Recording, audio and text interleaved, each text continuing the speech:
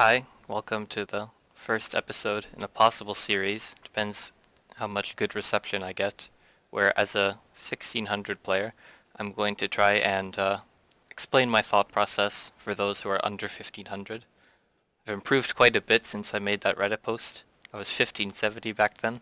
I don't know how I'm climbing so fast, but whatever. Um, Here's my profile. If you want to add me, either play with me or maybe appear in a future video.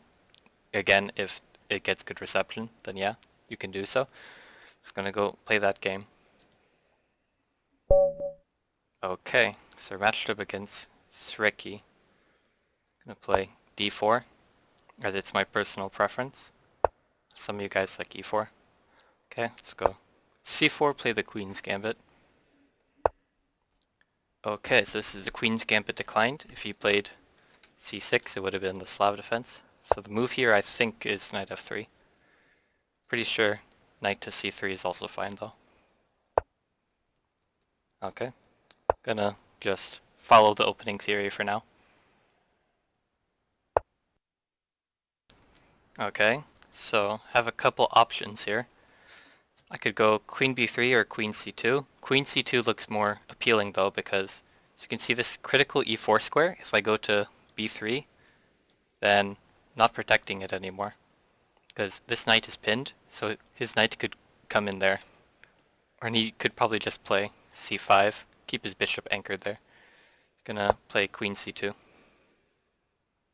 Just so I can keep a little bit of control here. Yeah, see, and that's what he does. Good thing I'm at least here. Okay, so I think I push, he takes, I retake.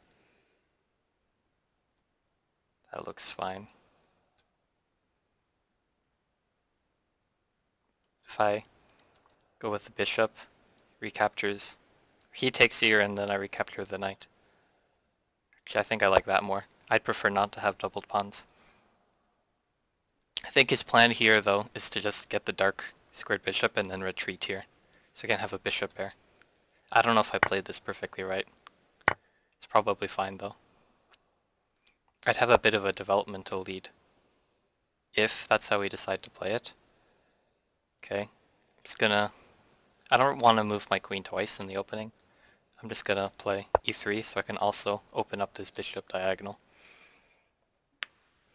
Then after here, assuming he doesn't play anything I need to respond to immediately, I'm just gonna play a3, kick out this bishop, and then also block future knight from coming there.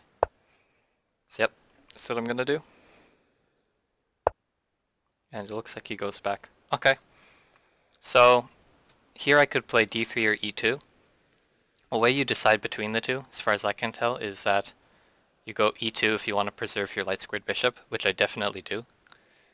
And d3 would make it so his bishop could come over here, but since there's this pawn blocking that from happening, I'm perfectly okay with this happening.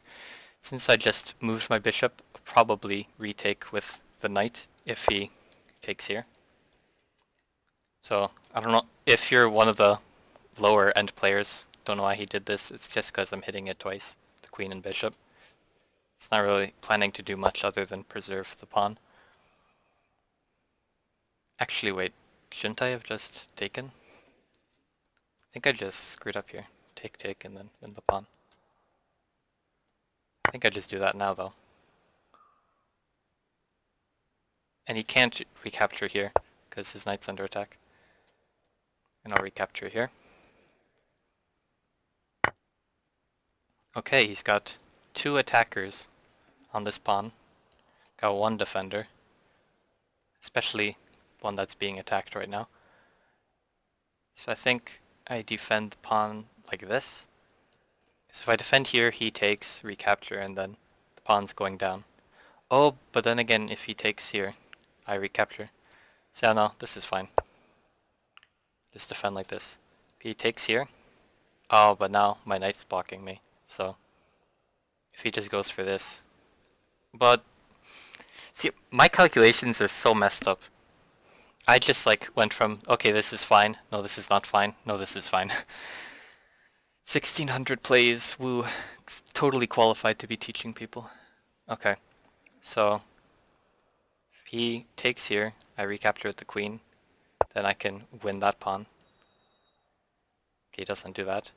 If he takes here, I take, and my knight is guarding that, so he can't recapture with the queen.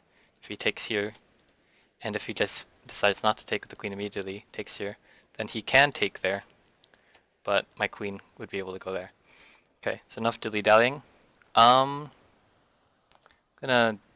get this knight onto a better square and attack his bishop. Already down a little bit on time, because I had to explain my craziness there. So I have to be a little bit aggressive here, because I have this pawn here, gives me a nice space advantage, so I don't want to let it go to waste. But then again, he's probably just going to go take it now. To be honest, I wouldn't actually mind that much. Okay, yeah.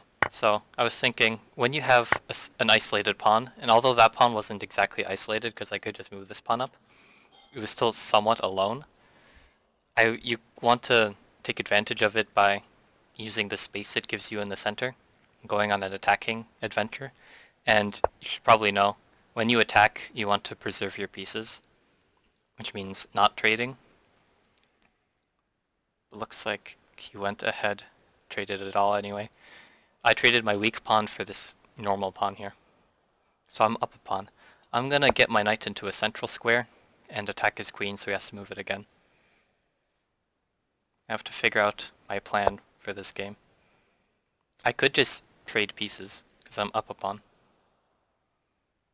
I have to be worried about his bishop coming here though. I'm gonna play this move to deflect that. Oh, I'm stupid. I forgot the pin. Oh god. Okay.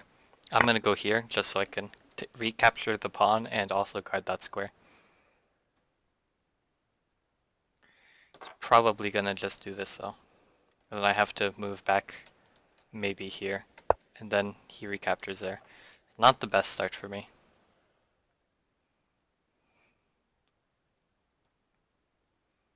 Okay, I'm gonna offer a queen trade here.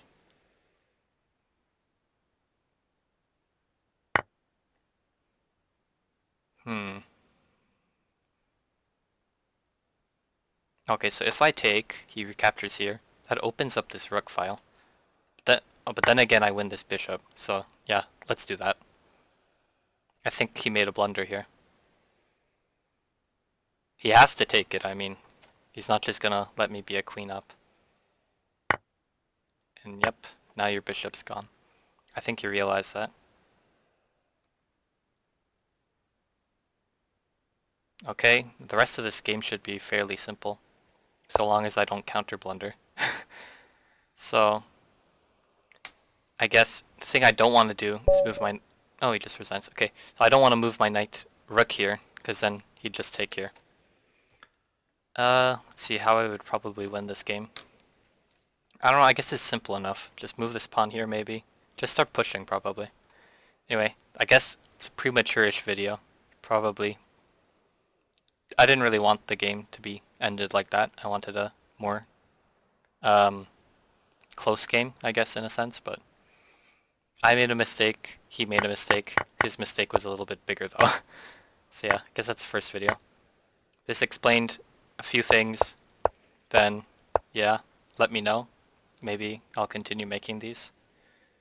But if I do, I'll try to make a video where the pieces aren't, or the game isn't won by a blunder.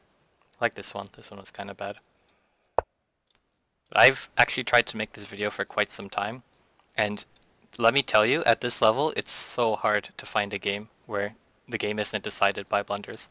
I'm not even gonna act like I don't do them either. Like, maybe 70% of the time, the game would be won by me because the opponent messed up, because ratings are a little bit deflated, or inflated here. So 1700 might actually be like 1500 on chess.com or something. So I'm playing a little bit better than my rating would suggest here.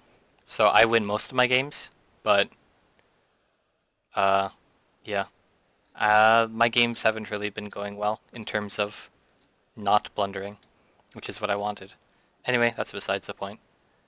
Let me know if this was helpful. Bye.